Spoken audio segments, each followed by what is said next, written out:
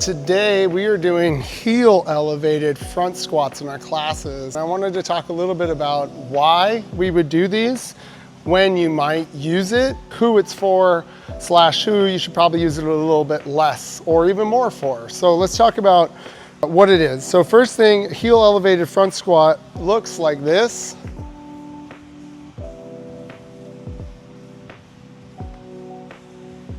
Now, when we're doing a heel elevated front squat, when we're looking at is the stance, we want the feet to be relatively close together, about hip width apart. Normally we tell people, especially in CrossFit all the time, drive your knees out. The point of the heel elevated front squat is to get the athlete in more of an upright position with the knees pushed forward more, the weight on the ball of the foot. This forces the quads to work more. When you have an athlete who has a relatively shorter femur, they're gonna be more upright in their squats. They're gonna get more quad dominant squats. When you get people who have longer femurs, they're gonna be the ones that squat a little bit more tilted forward, regardless of ankle mobility. They're gonna work more of the hip, glute, hamstring, low back muscles as they squat. You can imagine the difference between a high bar back squat or a low bar back squat. When we want people to get into that more upright position, they have the longer femurs. Putting their heels up will help push their knees forward more and keep them more upright as they're squatting, forcing the quads to work more. One thing to look out for when they're doing it is don't let them push their knees out.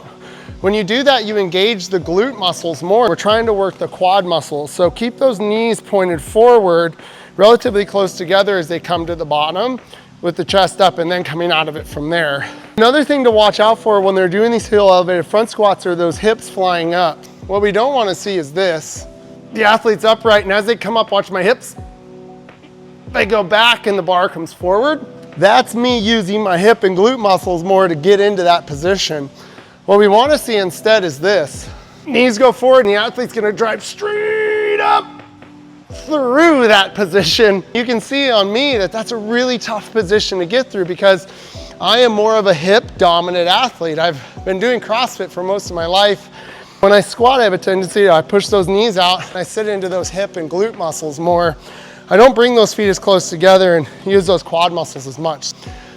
Another opportunity for you to vary it. That's the number one thing, is that variance is key in CrossFit. The more we can vary things, usually the healthier the athlete actually is.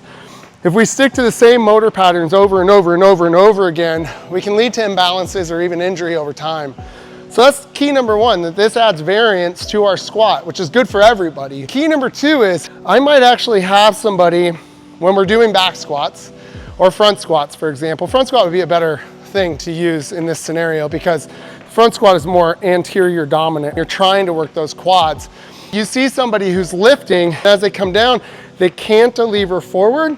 They might be a good candidate for a heel elevated squat. Again, this isn't like dogma and saying if they have long femurs, they must heel elevated squat. This is just to say I have a purpose today. My purpose is to work the quads a little bit more. So I'm going to bring this athlete up onto their heels or up on their toes with their heels elevated to give them more of a quad dominant workout. Again, some things to look out for. Don't let them push their knees out to the sides as they go down. Instead, keep those knees tracking in line with those toes. And then watch as they're coming out of the bottom of the squat. You don't want to see those hips going first with the shoulders staying in the same spot. You want to see that the hips and the shoulders are rising together as they come out of that. So if you see the shoulders stay in the same spot and the hip rises, I would lower the weight or give them a cue that on the next one you want to see these two things rising together as they come out of it. Now, what to use in terms of the height of the plate depends on the size of the foot.